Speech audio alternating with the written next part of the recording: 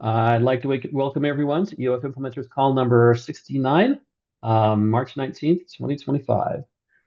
The agenda we have today, we have the testing roadmap, client updates, EOF DevNet 1, and EOF DevNet 2. Any requests to add to the agenda before we get going forward? How's everyone doing? Is my microphone working? Yep, I can hear you. Doing Okay, fine. cool. All right. So let's go to the first agenda item, testing. Mario, you typically lead that off. Got anything for us? Hey, yes. I been away for last week, so not that many regarding East, but I reviewed I think a single PR yesterday, and it emerged. Just to comment that I'm skipping reviewing PRs that are currently in draft. There are a couple of them, but if you want them reviewed, just move them to ready to review, and I will take a look. There are two right now that I will be taking a look. Is 1331 and 1330. No, sorry, 1329. So those are the next on my list. But yeah, apart from that, not that many many things to add, unless we want to jump into EOF testing roadmap to discuss that. Okay. There was a mention on the EOF testing Discord about blockchain tests engine. I was just wondering if there could be some clarity as to what that is.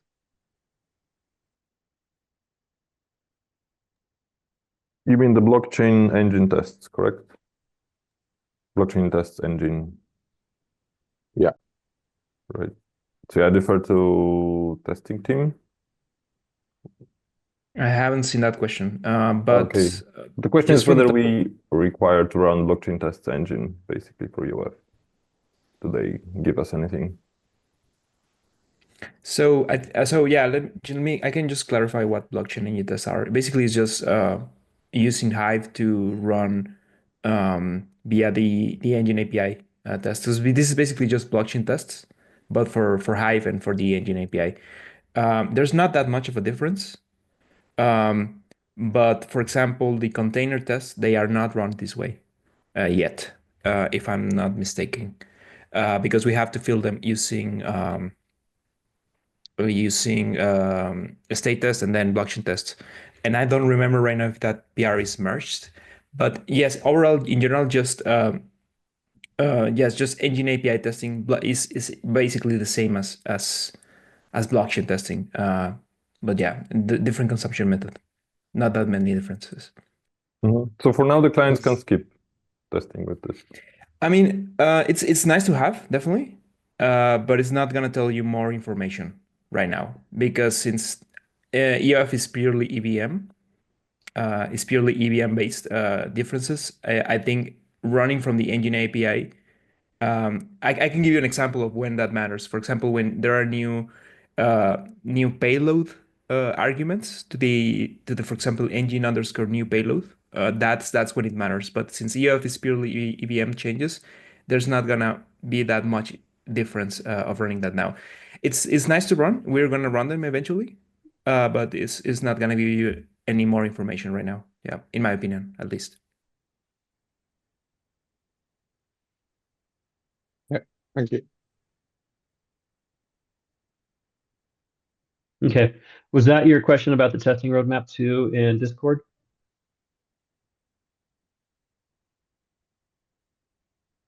Was that for me or? Yeah. That was for Ben. I think Ben had that question in Discord when I was talking about the agenda. Let me bring up my Discord. No, I If I don't. can get to my Discord. I have wedged my Discord. Is that a bad thing? I think this wasn't related to the testing roadmap, Okay. I guess. It's going to bother me until I look it up now, so I'm on my phone.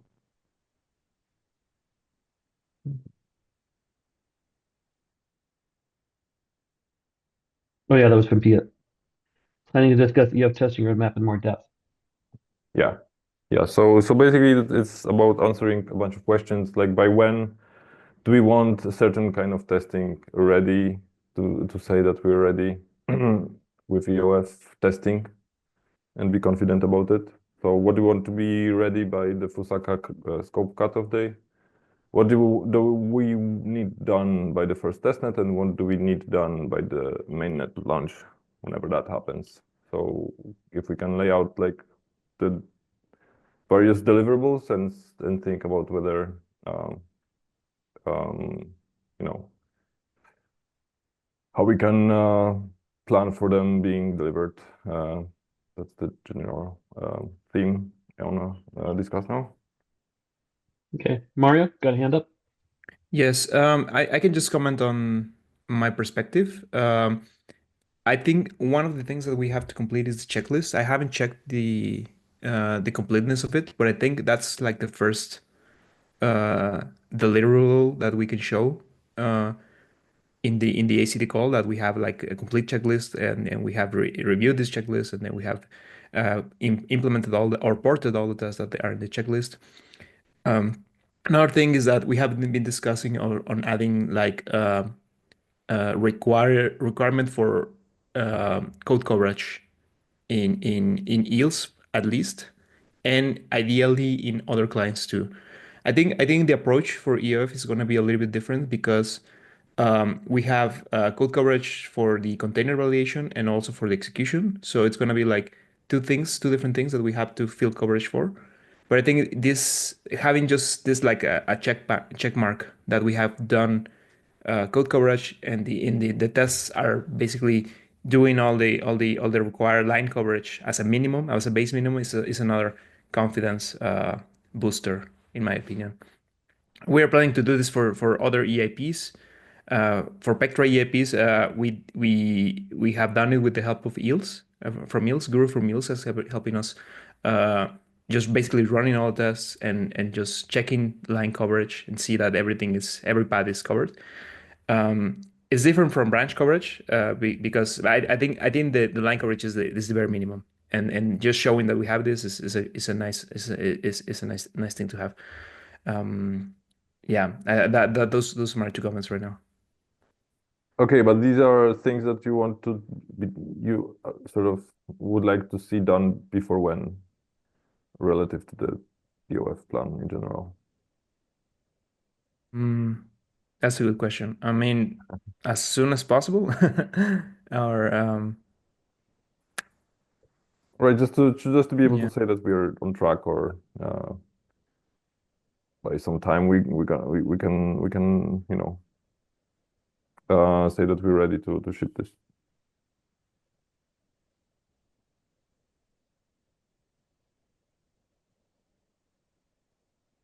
Are all these things you've listed now, like we should have them done before Fusaka scope cutoff to say that we're on track?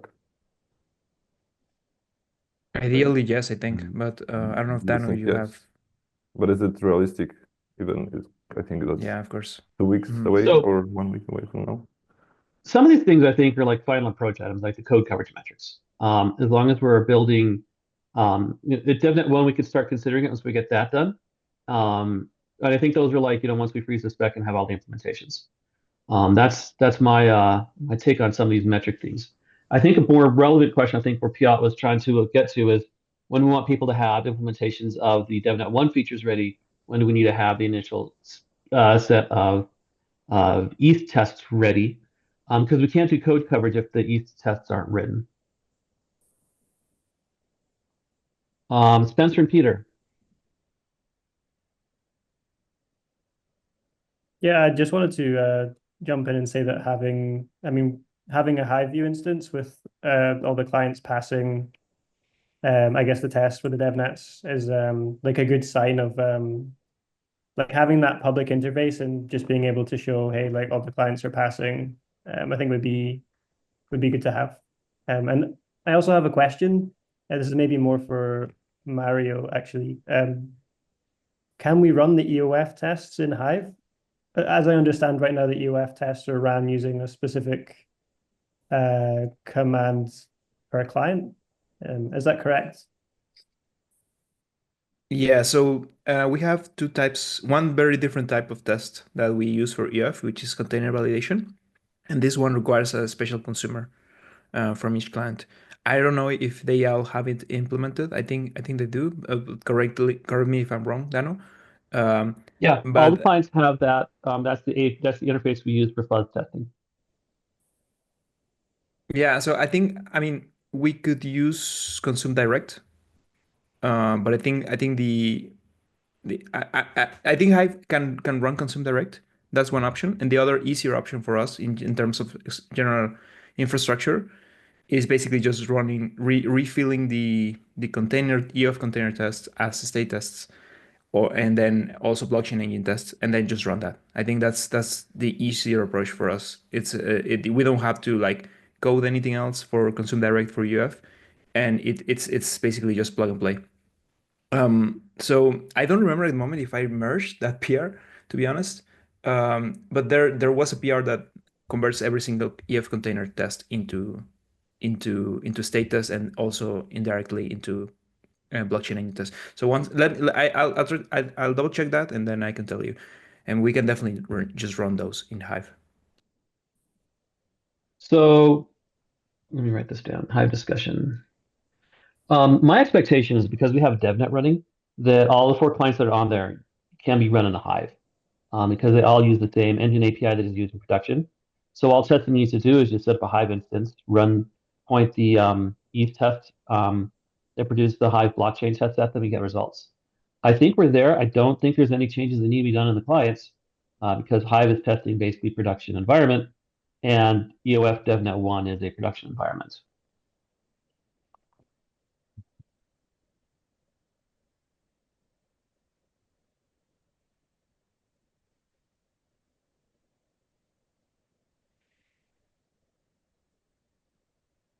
I've got a question, like an auxiliary one. What is the checklist? I'm not sure I know what you mean here. I can give you the link. I'll share it right now. This is not the Give me a tracker second. MD. Yes, I meant tracker. Yes. You mean tracker MD? Okay. And it's in the docs, I think. I'll share the link in a little bit.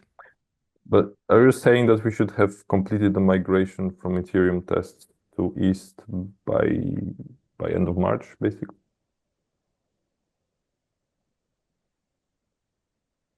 So that's a good question. I think if it's not possible, I think just having the Ethereum test is just enough, and just mark them that we have. The problem with having like 2 separate sources of testing is that we have to make sure that every test is run and executed by the clients. Mm-hmm. So refilling them, it's like it's a process that can lead to some tests being missed. So ideally, yes, if we can port everything, that would be nice. But I think it might be unrealistic, to be honest. Let me double check and see the current state of the checklist. Yeah, I think there's a bunch of items missing there, and I'm also not sure if the tracker actually is complete. But could we somehow ensure that the Ethereum tests, which are not yet ported, are run through East, for example, by including them in East releases? Somewhat like in the CI process, that we just download the Ethereum tests fixtures and just include them in the release somehow. Would that be feasible?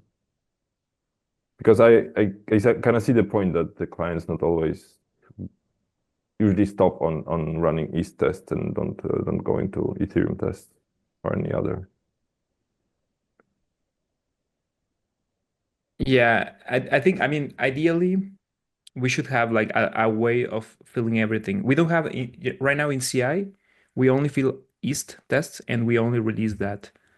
But we're working on 2 solutions right now. We are working on the first one running in Hive, just using Consume, just fetching from the Ethereum tests repository and running that. That's one solution. And the other solution is we are working on a reader to get the Ethereum tests fillers and then just fill them ourselves and then put them with the release. So those two are work in progress. I think we will have a clearer view on which solution we're going to use next week. We're still working on how to make this. But yeah, ideally, if we can provide one source of EOF tests that you can just simply point to and run and make sure that your calendar is correct, that I think that's just the best idea. Yep. Okay, cool. Those would be great because we could then treat the migration and coverage as sort of orthogonal tasks. Right. Yeah, definitely. And the other question is about coverage, because you've mentioned EOS coverage, but we have also been talking that maybe like EVM1 coverage could also be an alternative that we can use, because we already have that coverage, line coverage, of course. Yeah, absolutely. I think that's a great starting point. The only advantage, I mean, the main advantage of having EOS coverage is that the Python code is very readable, and it's really hard to like hide missing coverage in EOS. Whereas EVM1 coverage, if you have it, we will need like some help from you guys to help us parse through the actual missing coverage. But if you guys can provide that, I think that would be very, very valuable. It just basically give us the current EVM1 coverage that is container validation and execution and every test that we have, and just pointing out to us which what's the missing line coverage that is actually important in the EVM1 source code. I'm not sure if from EVM1 perspective we have any missing line coverage. I haven't checked recently, but I think, are we at 100% now? Pavel, we have For EVM1? Yeah. for EVM1. Yes, it's one. Yeah, I think I found like three missing things, and two of them were kind of implementation defects. So there was like usually double checking the same thing in two different places. Yeah, so it should be 100% in terms of line coverage or like source coverage. So it's character based, but well, that's details. I also applied some mutation testing to EVM1 source code, and it actually found some missing cases. So there's like short report somewhere for EVM1. Interestingly, EVM1's internal unit tests actually are not really reporting any missing coverage for mutation testing. So this is something we should investigate later. But in terms of like general cases and source, I think the East covers all of it in EVM1. I also wanted to quickly go back to this like alt tests, the alt test repo. I would say there's not really important tests left there. First of all, they are only validation tests. So I think they are actually less important because like kind of fuzzers are coverage this as well in quite effective way. So I think they are not critical. And secondly, there's only like maybe like 3 or 4 different group of tests that's probably already covered. I can check for the next time or like even for the next week. And these 2 pull requests that Mario mentioned in the beginning, it actually worked to actually bring it back to East. So these already 2 groups of tests that are already submitted for inclusion in East, and maybe 2 or maybe 4 similar pull requests like this will cover all of it that is already there. So me and Hugo are working on this, and I expect this. I would like to say it like with 100% confidence, but I guess we can have proper report for the next call, which is like the beginning of April. that what like finally, I think clients may ignore this legacy test repo for EOF because I think we'll relatively within some 2 weeks or month we'll bring all of it, which makes sense to move to the east. So that will be done, and I think we shouldn't bother clients with the information. They should also execute these tests.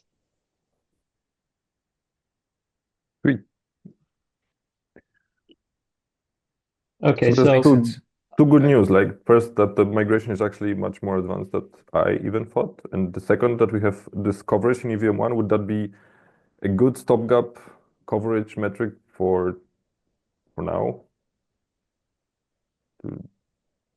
I think that's amazing that we have full coverage in EVM1. I think that's a great point to have. I mean, in my experience, if you give client developers a full like line coverage and checklist everything, it will still not be enough. So maybe I think we can, at least from the testing team, what we can do is just encourage client developers to do the code coverage themselves in their clients, for them to like have extra certainty that the tests are doing their job.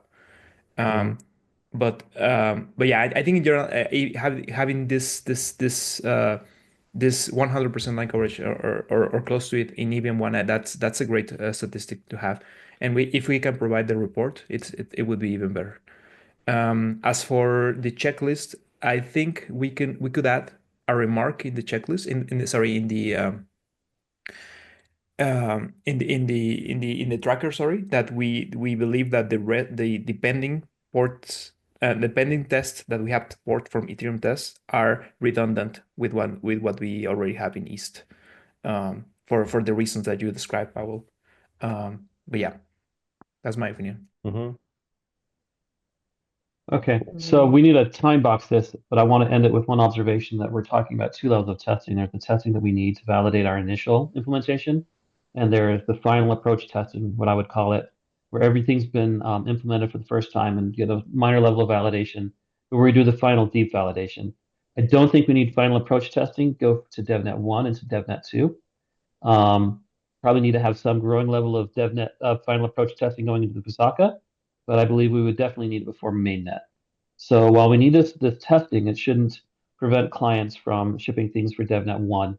And I think what we need to do, what I'm going to focus on when I get off of Twitter, is making sure that we have some level of ETH testing support for our DevNet 1 features, which includes the change to existing tests, and then the new coverage for TX Create. But again, that's initial testing. Testing is always a question of degrees. There is no end to testing. You can always test forever. And for some things, you probably should test forever. We're not going to shut our fuzzers down when we're done. So, given that we spent half the call on testing, I think we can move on to the next discussion and go on to client updates. Anyone have any updates that they want to bring up as a client? EVM1? Oh, sorry. Go ahead, Ben. Yeah, another mine passing all tests, up to date with Pectra as well, on top of Pectra, including all Hive tests, existing Hive tests. Okay. Let's see. Basu, you've got it open, Mike. Yeah, so I think so DevNet 1, I think it should be ready as well. I mean you can give the update there now. I think you did most of the work there. Yeah, regarding DevNet 0 is also good, right? So yeah, so no other, yeah, waiting on Jest. I will run those on that branch. So the current ETH tests will fail on DevNet 1. There's Okay. changes that need to happen because of the changes we did in DevNet 1. Mhm.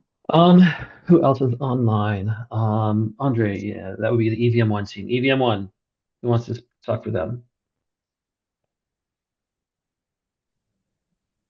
I think we're preparing DevNet 1 changes. So TX create is lined up, I guess. Barring the creator contract we deploy. We have also the 0xFF data kind and EOF create stack order lined up. And the hashing change also. There's just one thing that's still not covered, which I don't remember now. Increasing container sizes to 4 Yeah, this bytes one. is in progress too. Yeah. It's in progress. Good. Okay. Let's see. Is anyone from Ref on the call? No. East, Felix, I see you're on here. Hello, yes, I'm here. Any updates for client updates for EOF DevNet 1? I don't have any updates. Okay. What updates to sorry. The East is you meant EELS maybe? Oh, East. I meant EELS. Sorry. I got excited with the double E. EELS. Is there anyone from EELS on the call?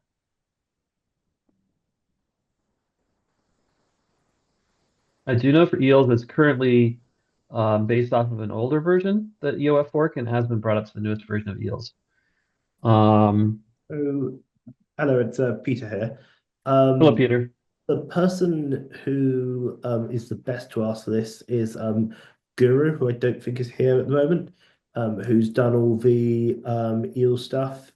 It should be like hopefully relatively straightforward to update things, but yeah, we need to go and I need to go and look at what the changes are, and probably Guru needs to implement it. Ideally, it's just a bunch of package name changes from what I've seen. I will make a note of that. Okay. No one from Ref, no one from Geth, no one from, is there anyone from Aragon? Aragon recently reported they're passing East tests for DevNet 0 this new release. Not sure if there's anyone on. Okay. All right. Any clients of Solidity? Let's get a Solidity update. Okay, so we basically released the prototype last week, but other than that, there's not that much happening. The next thing we would like to work on would basically to make the low-level optimizer functional, but other than that, not much.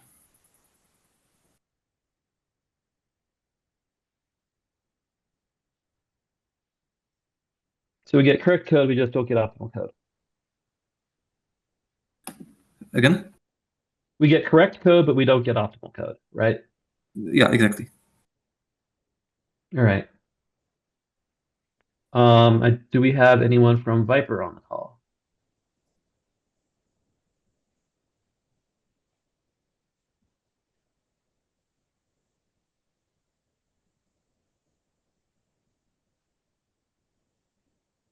Okay. Hearing that. So next item, anything from client updates before we go on to discuss DevNet 1?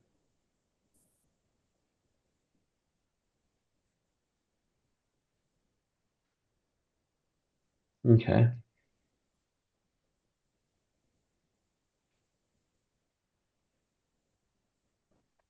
First question, TX create an init transaction. How are people, what are people's progress on that? Any concerns, questions, anything we might need to change? The feedback on it with the latest changes has been quite positive, I think.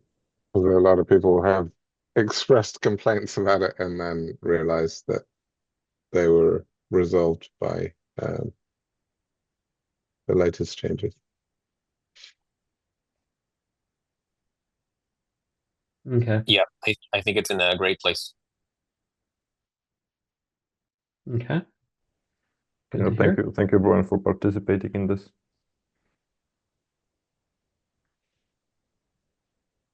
We haven't implemented it yet. We haven't implemented any DevNet one yet. All right.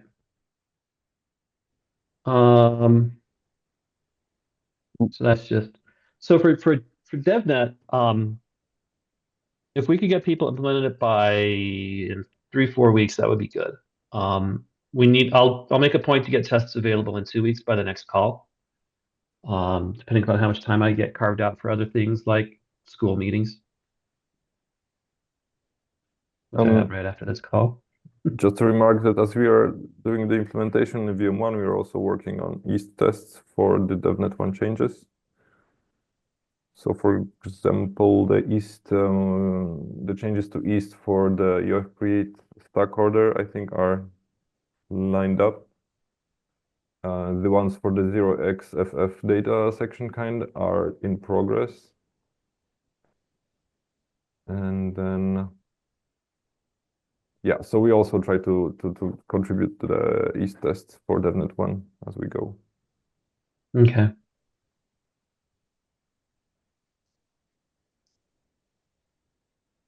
So you said stack order in FF? FF is under construction.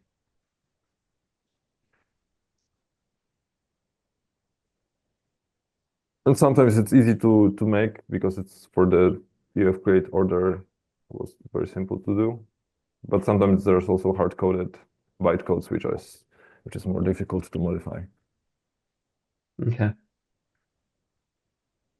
My indentation's not working. There we go.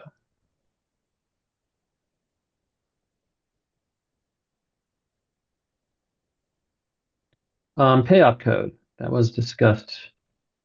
Yeah, so there's I'd like to propose bringing that forward to DevNet 1.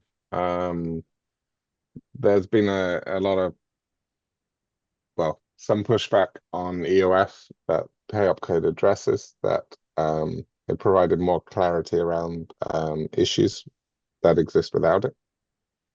So I think it would make a lot of sense to bring that forward. I've implemented it in Nethermind, and it's, like a hugely trimmed down call opcode, so it's not very complicated. So I think it's very worthwhile.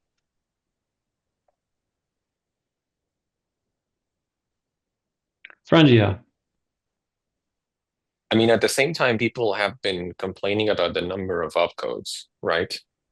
So I'm not sure what the net is for this one.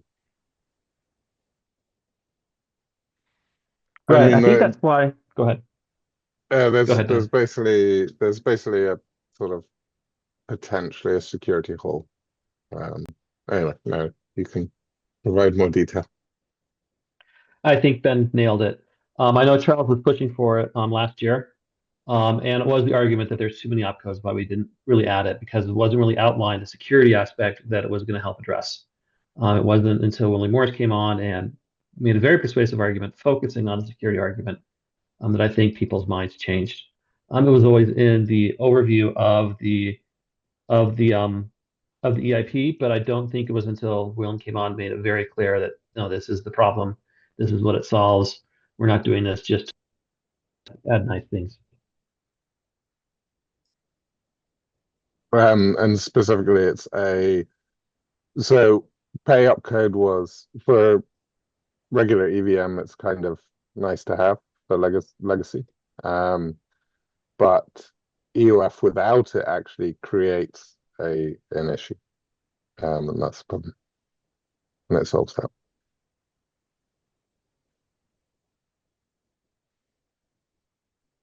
Okay.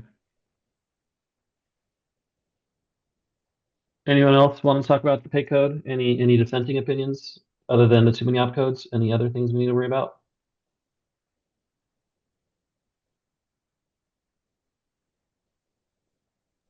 Is this enough to ship in a next upgrade? rather than Osaka. DevNet 1? No, I don't mean DevNet. I mean mainnet fork. Oh, move it out to Amsterdam? I mean, yeah. Would this be good enough? Or not really? So basically, another mind of express a port in DevNet 1. We could move it to Amsterdam. The concerns are that nobody will use EOF if they can't do safe sends. Yeah, if that's the case, then yes, but I mean, I don't see what moving it to Amsterdam would achieve, other than, I mean, delay. like the main premise of the pay opcode is to avoid reentrancy. Is that correct? For sending ETH. Yes, reentrancy. That's But the concern. yes, but there's like, isn't it like a brittle way to avoid reentrancy? Also, there are other ways to avoid reentrancy, like T30 load, presumably. And the alternative reality would be that EOF gets adopted, but the reentrance is avoided differently, not by sending zero gas. I mean, you sometimes want reentrancy, and so if you're just guarding every single thing saying it's not reentrant, then you're potentially causing problems. Wait, but if you use pay, then you know that you will not have reentrancy. So From that, but you might be calling another contract, and you do want reentrancy. You want them to be able to call back in. yes, but we were talking about a pay opcode, so that's, I guess, a substitute for sending zero gas with the call. Or limited, yeah. Or limited.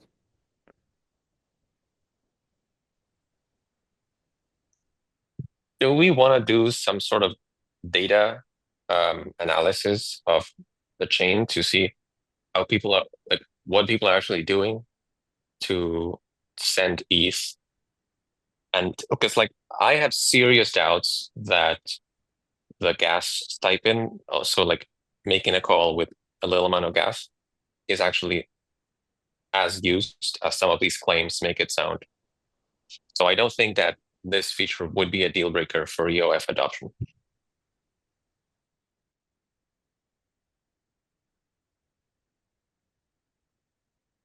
If we could have the data right now, that would be good. We have limited capacity, and sort of thinking about pushing it out to Amsterdam was like on the same premise that it would not be actually hindering adoption. But yes, it would be great to have this ahead of time.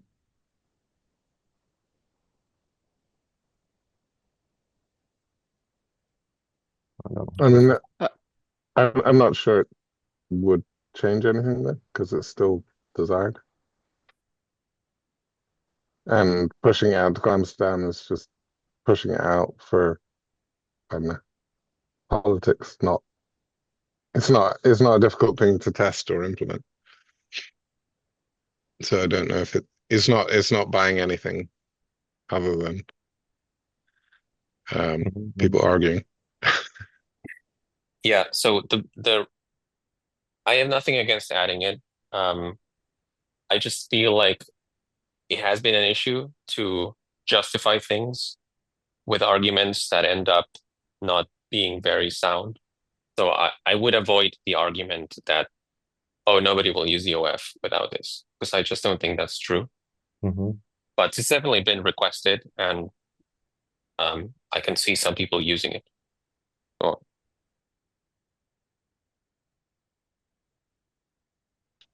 So it would be interesting to know exactly what percentage of people will not use EOF if this doesn't make it in.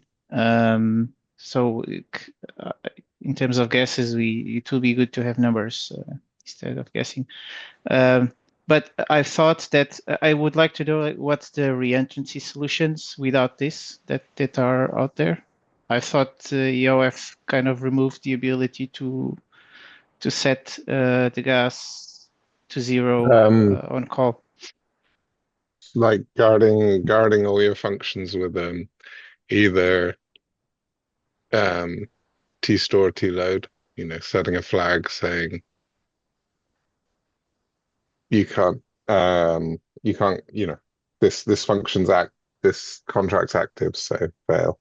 But then that's essentially, or previous it was store, sload. But that's like a very heavyweight solution.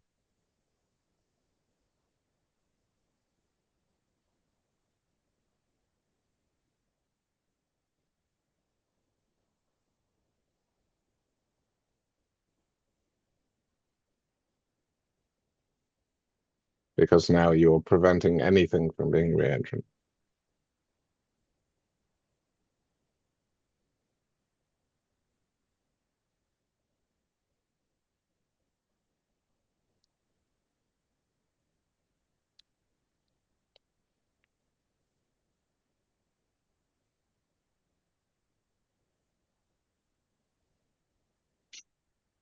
Tano, is your Bluetooth working now? Should we? Yeah, my headphones are working now. Okay. Well, my headphones aren't working. I just took them off and went to my computer and a different microphone in case I sound different. I swear I've not been taken over by North Koreans.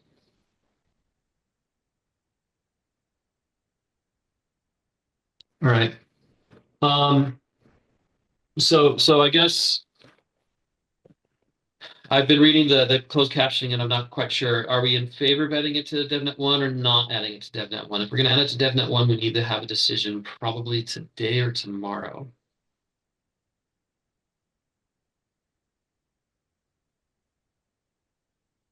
I see a thumb up from Ben. CN don't have a full list of all of the people. Any other votes? Vote again if you vote. A thumbs up from Lewis.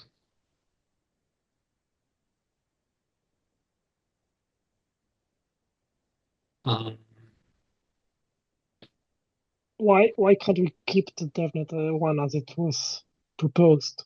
Keeps we changing the plans every 2 weeks. Yeah. Okay, so we put it in DevNet 2 then? Yeah, it was there, right? It is there. Like DevNet 1 was supposed to be the EOF that we would like to have shipped if Peer says we're ready and we want to ship the next week or something. Yeah, I don't think Pay is, we're kind of on board that there's utility, but not the same degree as the DevNet 1 updates so far. Because yeah, there are. I think it's in the same boat as ext code address and ext codes type. There are solutions where you can go out to legacy and get it, although less so because we don't allow delegate calls, but you can still do it. But if you're doing delegate and depending upon gas restriction, you're in trouble anyway. So yeah, I'd say it's more DevNet 2. All right. My opinion. So let's put this in DevNet 2 so we can ship DevNet 1 sooner. Oh, go ahead. For me, it's still like shit lot of work for DevNet 1. And I mean, the implementation is the easiest part of all of this. So implementing pay-up code is easy, but just making any kind of test for it, it's really a lot of stuff. So the more we change, like the mind, like what is supposed to be in DevNet 1, it will just move it like more weeks ahead. And I think that's not desired outcome. Okay. So in order to ship tests, we're going to move it to DevNet 2. Because okay. I think, as we've learned from, yeah, I know people wanted it earlier, but I do sympathize with the testing as we learned from the first half of this call. Testing is going to be more important than implementation.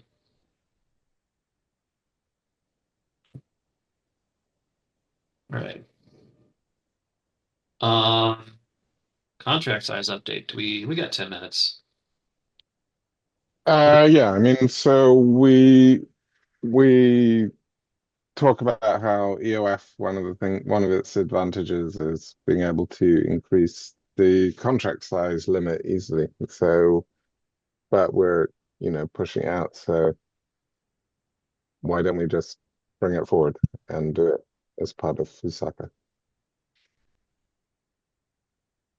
Nethermind strongly supports this. Okay.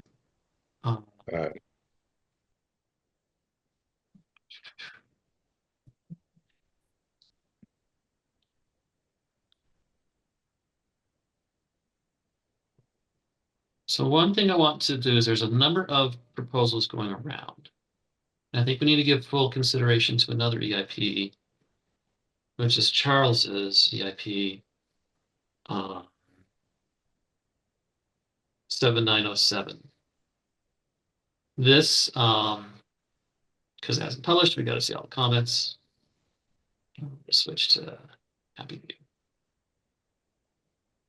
So this proposes essentially a variant of 5027, which was an older contract proposal, where everyone is charged for stuff beyond 24K, and it's otherwise unlimited. This is proposed back in Bogota. Geth shut it down without much discussion in ETH Magician, even though the original author, Kuijing, had a full implementation. So if this might be the moment where it goes out. And I think the thing we need to consider is we can either do 7830 or 7907.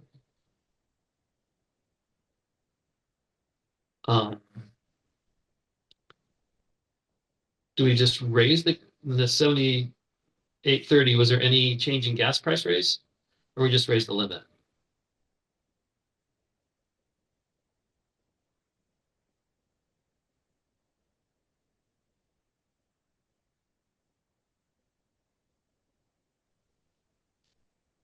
I think there are some issues with this, the cost kind of increase proposal, the Charles one.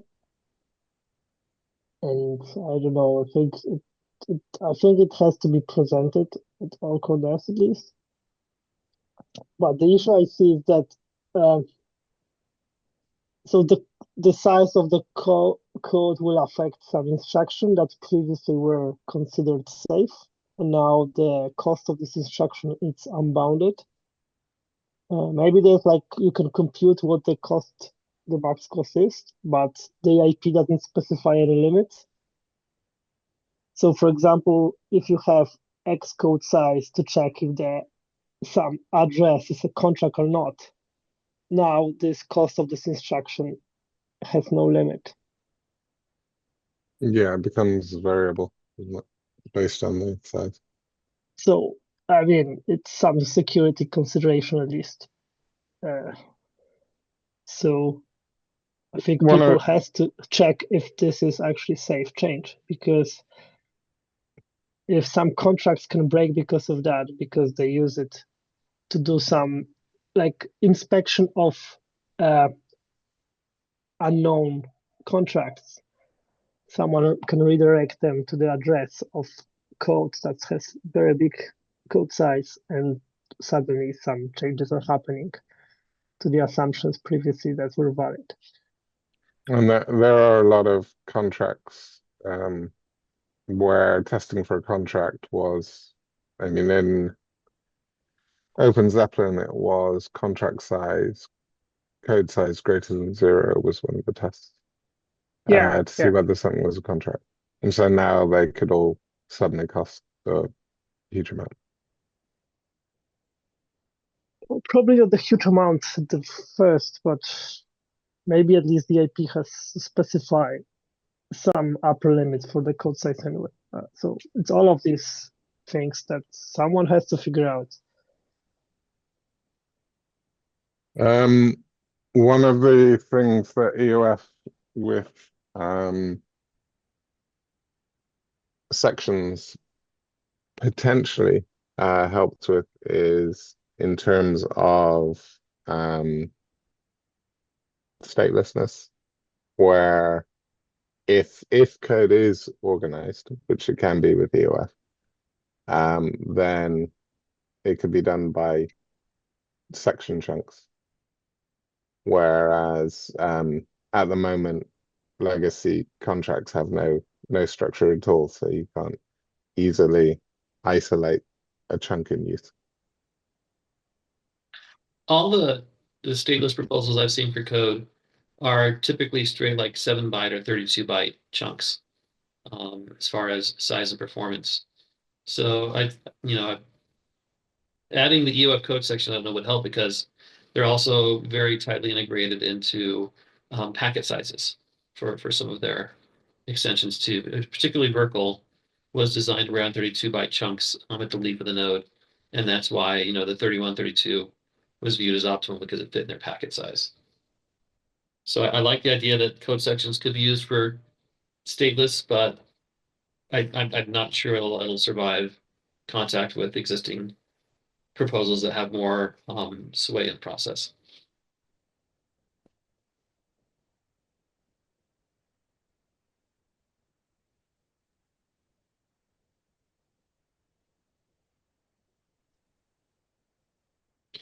So based on where I put it on the agenda, there is one question we need to ask. Do we even try it for DevNet 1 or push it into DevNet 2?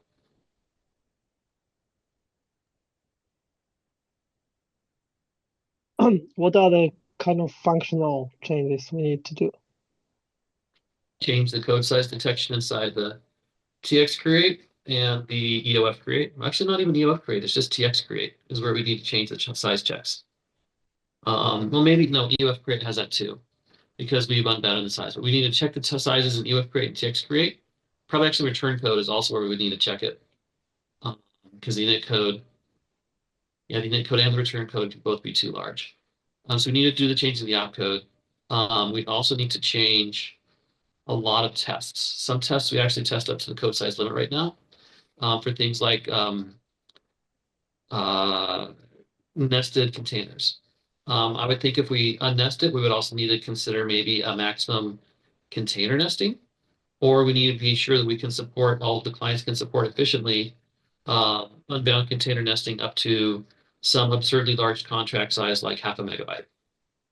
Those are the things we would need to do. So I think testing, again, this is another case where it's an iceberg, where the implementation is like the top of the iceberg, and the testing underneath is where the real danger lies. Do you mean with unbounded or with the other one? So we could do a size limit, but the size limit always implies an unbounding, because if they hit the limit at 24, people are going to start writing contact tracks, and eventually they're going to hit the size limit of 128K or 64K or whatever we present it as. Some of these mega do everything contracts, I don't see shrinking. I mean, one thing we could do is we could audit the system and look at all the diamond contracts and do the size calculation. If we brought in all the diamond limitations, I don't know how we could do that effectively. That would be something for a real good code spelunker, but that would give us an upper limit for what the actual max is today. And I think it's probably fairly large because the diamond pattern includes lots of sprawling code.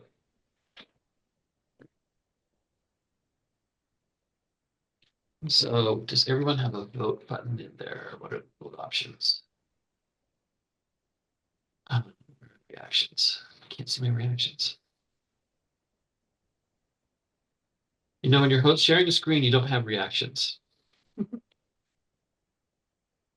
Stop my share.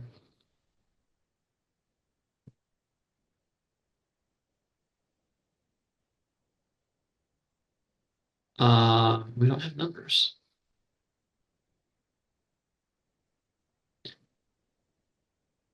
How about heart if you're in favor of DevNet 1 and to dot if you're in favor of DevNet 2?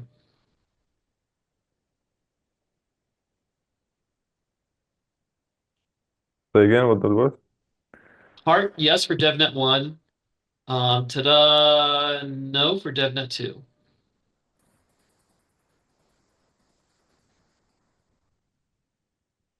Only Ben's voting.